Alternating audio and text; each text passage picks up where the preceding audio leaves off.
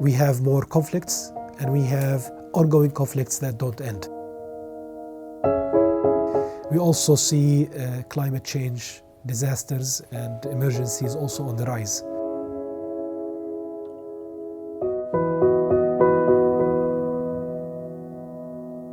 We provide very fast, immediate funding at the onset of a crisis or the escalation of a crisis. And that's very important because it means that education can be attended to at the early stage along with all the other life-saving priorities. For these children to be able to bridge their equity gap, they can't just have elementary education, they can't just have basic education. It has to be top quality and it has to be of such high standard that they can compete with their other peers. They've lost all types of capitals. They've lost physical, financial, all types of capitals except their human potential.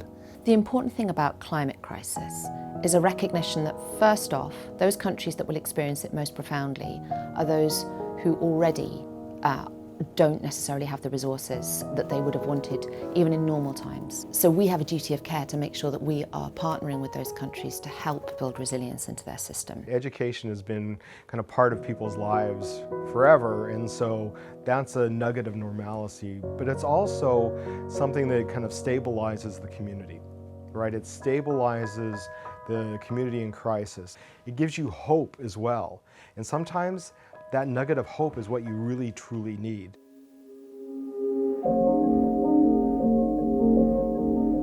We are working at the moment on a program of self-directed learning for one country where we are using really innovative pedagogical design to create booklets which will accompany a textbook, which can help the learner to self-direct their own learning. So we're using very simple things like wall charts, quite literally, just to be able to tick off how many hours you did, how many units you did. We're rethinking what a unit looks like. A unit, as we think of it in a classroom, is usually 45 minutes. Well, what happens if you're not in a classroom? What happens if your day is not set out in the same routine as it was at school? You need to rethink what a chunk of learning looks like, and how do you make children able to direct themselves through that. We believe the healing power of science. There are several reasons why science is healing. After this disaster, children feel a lack of confidence and a lack of control. And what we do is we give them tools, some science kits, science toys, and let them create some projects with their hands. And after they create, for example, autonomous car in just 30 minutes by their hands, it gives them a feeling of control. This creation process also increases their confidence because they feel hopeful that they can build something wonderful and to help other people.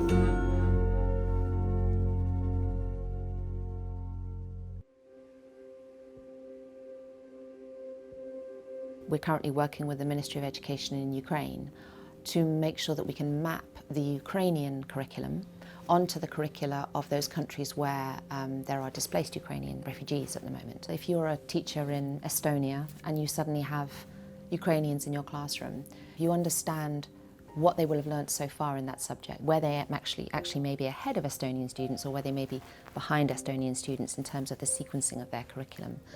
So it gives you a really simple transition guide to help integrate Ukrainians into your classroom.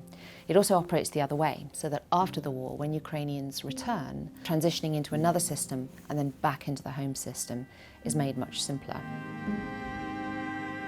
It's a dialogue among ministries of finance, ministries of education. It doesn't take into consideration the group of children who are out of that system, who somehow are invisible in these discussions.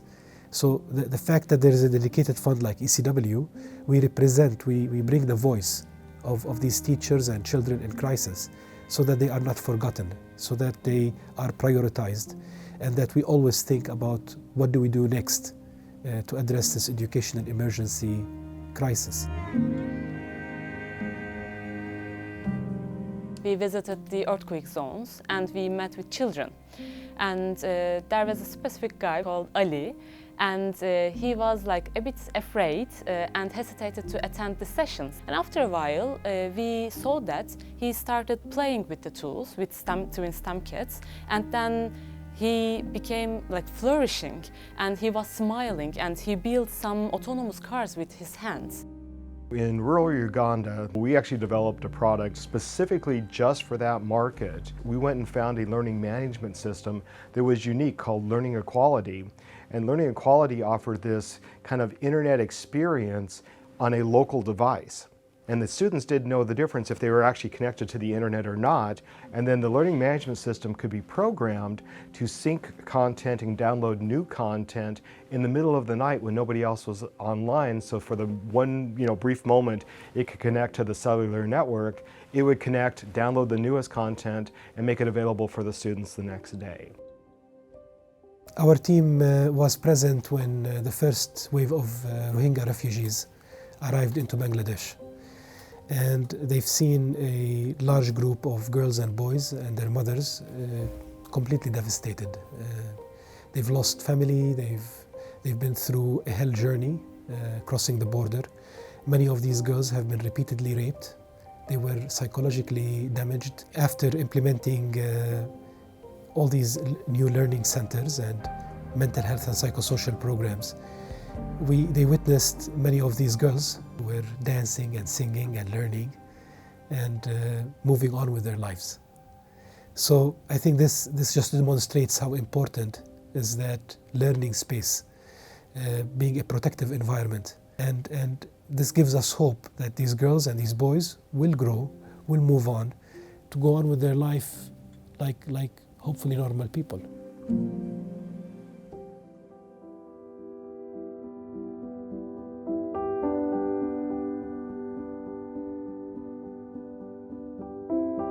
We need to look at what we're actually teaching students, and we need to be creating amazing problem solvers.